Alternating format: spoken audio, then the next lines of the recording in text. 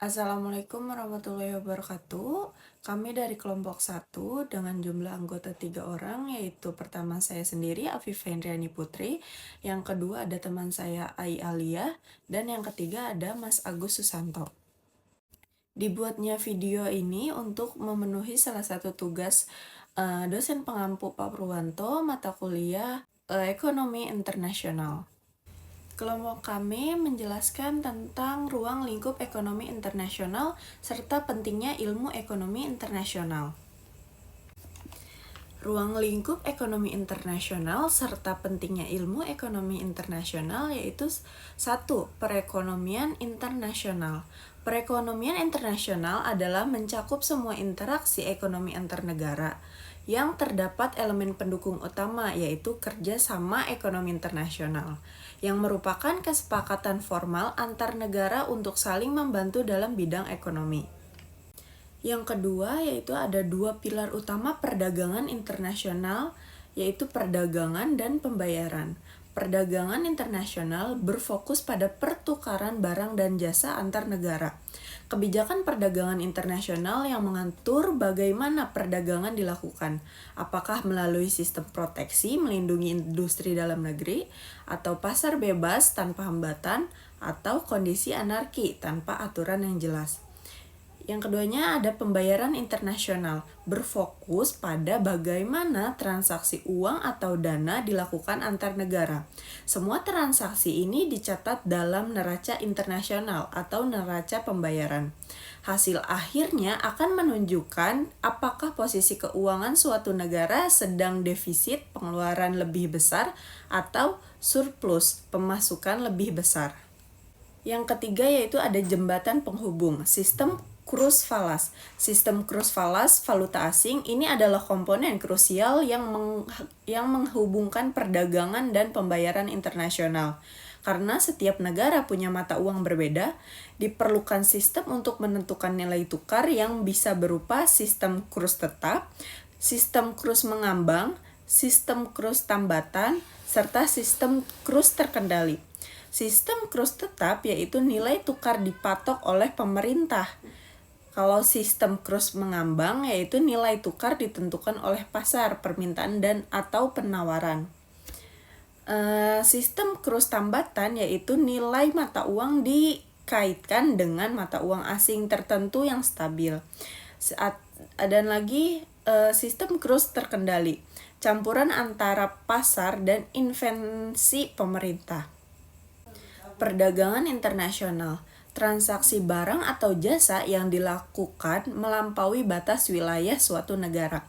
Kriterianya yaitu adanya pertukaran barang, jasa, teknologi, serta modal. Terus ada berpengaruh langsung terhadap ekspor impor dan neraca pembayaran internasional yaitu NPI. Terus lagi ada terjadinya pergerakan sumber daya alam, manusia, modal antar negara. Dan juga ada mendorong kerjasama ekonomi global. Faktor pendorong dan penyebab. Perbedaan sumber daya, tidak semua negara bisa memproduksi barang yang sama. Perbedaannya ada di alam, faktor produksi, dan kualitas SDM-nya. Terus yang selanjutnya ada ekonomi dan pasar. Adanya perbedaan harga, selera konsumen, serta permintaan dan penawaran di tiap negaranya. Selanjutnya ada keuntungan, adanya motif mencari laba, spesialisasi produksi, dan persaingan antar negara. Selanjutnya yaitu kemajuan zaman, perkembangan sistem komunikasi dan transportasi yang memudahkan transaksi. Yaitu pengertian dari ekonomika internasional. Ekonomika internasional merupakan cabang ilmu ekonomi yang mempelajari interaksi ekonomi antar negara, terutama dalam hal perdagangan dan kebijakan lintas batas.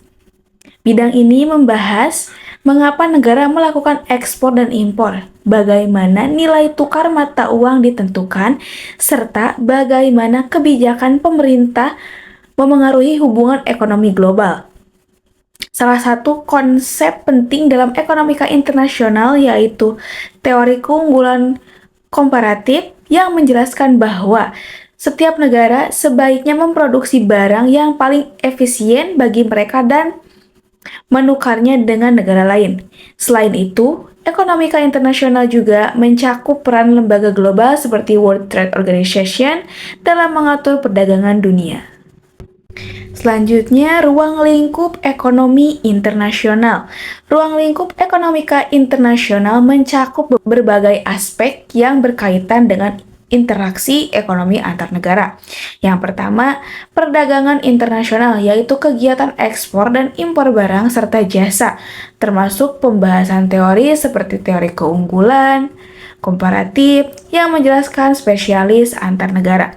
Poin yang kedua, keuangan internasional yang meliputi aliran modal, investasi asing, nilai tukar mata uang, dan neraca pembayaran. Kebijakan perdagangan internasional seperti tarif, kuota, subsidi, dan berbagai perdagangan yang ditetapkan pemerintah. Untuk selanjutnya yaitu manfaat ekonomika internasional.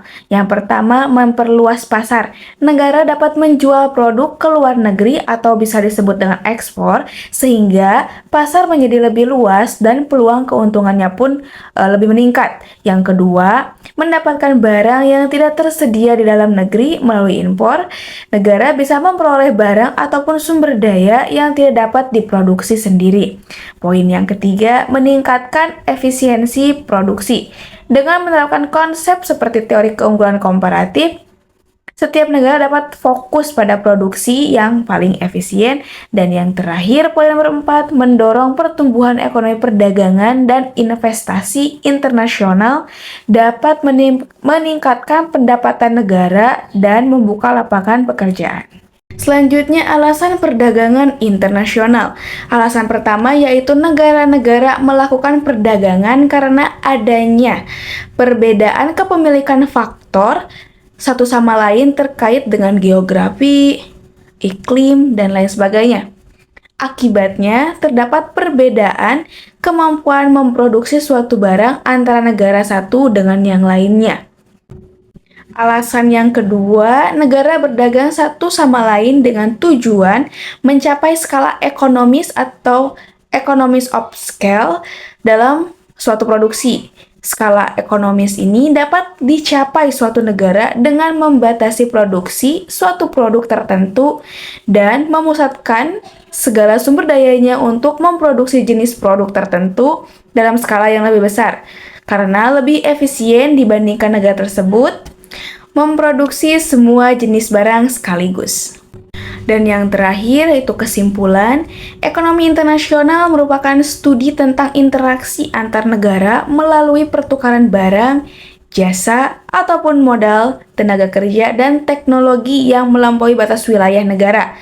Aktivitas ini dipicu oleh perbedaan sumber daya, kebutuhan akan spesialisasi, dan motif keuangan untuk memenuhi kebutuhan yang tidak dapat diproduksi sendiri.